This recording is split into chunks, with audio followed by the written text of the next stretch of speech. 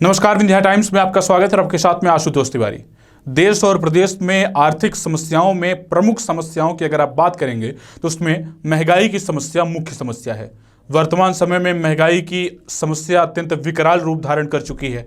एक दर से बढ़ने वाली महंगाई तो आम जनता किसी न किसी तरह से सह लेगी, लेकिन कुछ समय से खाद्यान्नों और कई उपभोक्ता वस्तुओं के मूल्यों में भारी वृद्धि ने आम आदमी की जेब में सीधा असर डालना शुरू कर दिया है।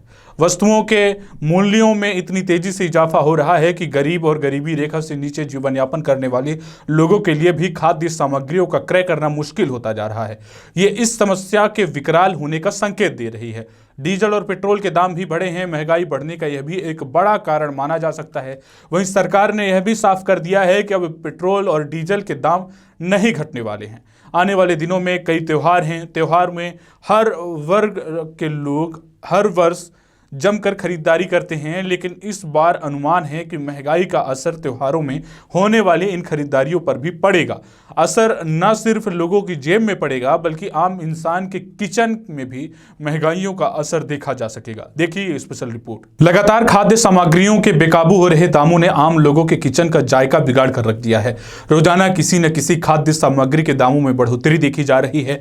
चीनी, तेल, मसाला, दाल आदि सही खाना बनाने वाले कई सामानों में रसोई गैसों के दामों में लगातार वृद्धि हो रही है, जिससे परेशान गृहिणियों को किचन संभालना मुश्किल होता जा रहा है। एक अनुमान के मुताबिक कुछ महीने पहले तक जिस रसोई को संभालने में लोगों के 1 से 2 हजार रुपए तक खर्च करने पड़ रहे थे, वहीं अब इसमें 2 से 4 हजार रुपए के प्रति माह व्यय करना पड़ रहा है। आप इस ग्राफ से आसानी से समझ सकते हैं कि खाद्य सामग्रियों के भाव में कितनी तेजी से इजाफा हुआ है। चीनी यानी शक्कर पहले 38 से 40 रुपए के बीच मिल रही थी, जो अब 45 से 50 के बीच मिलने लगी है। सरसों का तेल पहले 150 से 170 के बीच मिल रहा था, जो अब 180 से 200 के बीच मिलने लगा है। रिफाइंड ऑयल पहले 135 से 145 के बीच मिल रहा था, जबकि अब 160 से 180 के बीच मिलने लगा है। वही दाल पहले 80 से 90 के बीच मिलता था, जो अब 110 से 120 के बीच मिलने लगा है। वही मूंगफली 100 से 110 रुपए के बीच मिल रही थी, जबकि अब 120 से 130 रुपए के बीच मिलने लगी है। लोगों का मानना है कि एक ओर जहां खाद्य सामग्रियों के रूप में दामों में बढ़ोतरी हुई है, वहीं इन दिनों त्योहारों की भरमार होने के कारण तक व्यापारियों ने भी सामग्रियों की कमी दिखानी शुरू कर दी है। सामग्रियों की कमी बताकर उनकी ओर से मनमाने दाम बढ़ा दिए गए हैं। ग्रामीण इलाकों में ये समस्या शहरों की अपेक्षा ज़्यादा है। उनकी इस मनमानी पर रोक लगाने में फिलहाल प्रशासन भी नाकामयाब दिख रहा है। इसमें लोगों की परेशानी और भी बढ़ रही है। महंगी हुई सामग्रियों के साथ साथ सब्जियों के दाम में भी उछाल देखने को मिल रहा है। आम उपभोक्ताओं को इन दिनों दोहरी मार झेलनी पड़ रही है। जहां कोविड-19 के कारण उनके रोजगार प्रभावित हुए हैं, वहीं खाद्य सामग्रियों के बढ़ने से रसोई का खर्च भी बढ़ गया है। उन्हें समझ में नहीं आ रहा है कि इससे कैसे निपटा जाए। भारत में महंगाई की समस्या अत्यंत विकट रूप धारण करती जा रही है। पहले तो महंगाई का मूल कारण जनसंख्या वृद्धि को ही माना जाता था, लेकिन आज अनेक ऐसे कारण हैं जो समस्या को और भी जटिल बनाते जा रहे हैं। कुछ धनी वर्ग को छोड़कर प्रत्येक वर्ग इससे प्रभावित है। विगत कुछ वर्षों से मुद्रास्फीति ने आम आदमी की कमर तोड़ दी है। बावजूद इससे लगातार यह घोषणा की जा रही है कि मूल्य को नियंत्रित करने में वह सरकारें सफल रही है।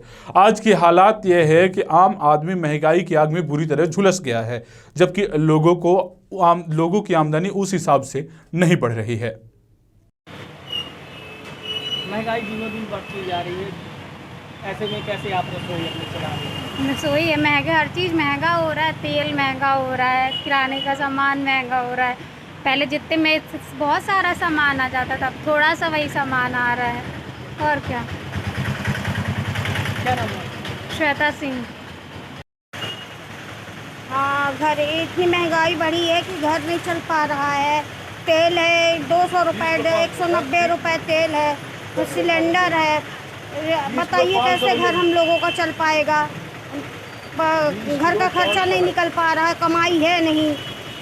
तो दाल है 100 रुपये, 110 रुपये दाल है अरहर की। आदमी खाए तो खाए क्या?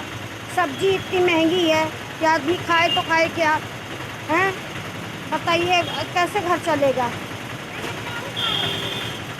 क्या नाम है? राजकुमारी लखेरा।